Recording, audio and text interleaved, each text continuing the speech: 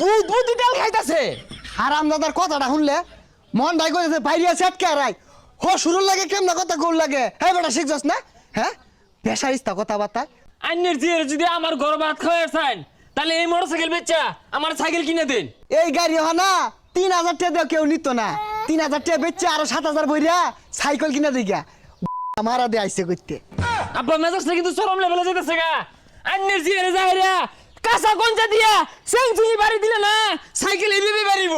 এই হারাম দাদা হারো তোর সাইকেল দিতাছি সাইকেল সাইকেল তো জায়গা দিয়ে ভইরা দিয়াম ওর মধ্যে হরেন বাজায়াম গাড়ির কথা বাতি দিলাম তোর দিয়ে যে তেল খা আমি তাও তো চালাইতাছি অন্য কেউ তো বেড়ে কি তোরা হইতো না।